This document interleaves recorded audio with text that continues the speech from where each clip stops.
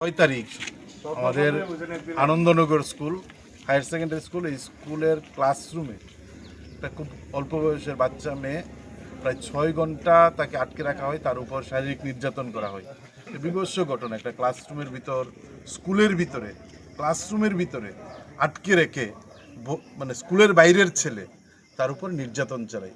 ভয়ঙ্কর পরিস্থিতি, গোটা রাজ্যে এই ধরনের অসংখ্য ঘটনা ঘটছে।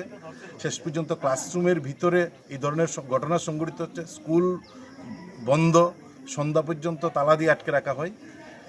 সংবাদ মাধ্যমে যখন এই খবর প্রচার হয়, তারপর পুলিশ ভূমিকা নেই।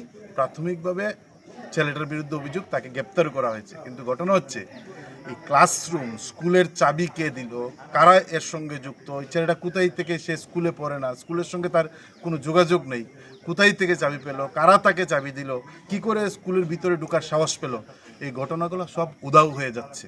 আমরা আজকে এই শ্রীনগর থানাতে এসেছি।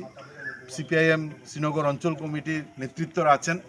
আমরা দাবি করেছি পুলিশ অফিসারের কাছে যে এই শুধুমাত্র এই যে ছেলেটা অভিযুক্ত তার না, সে কি করে স্কুলের চাবি পেল, কি করে সাহস পেল স্কুলে 6 ঘন্টা ধরে আটকে রাখার, এই যে ঘটনাগুলো, তার পেছনে আরও কে কে যুক্ত আছে, তাদের বিরুদ্ধেও যেন পুলিশ সঠিক তদন্ত করেন, তাদেরও গ্রেপ্তার করেন, তাদেরও এই ঘটনার সঙ্গে যুক্ত অপরাধের আওতায় এনে তাদের বিষয়ে তদন্ত করা হয়। এই দাবি নিয়ে আমরা সিপিআইএমের পক্ষ থেকে শ্রীনগর থানায় ডেপুটেশনে মিলিত হয়েছি।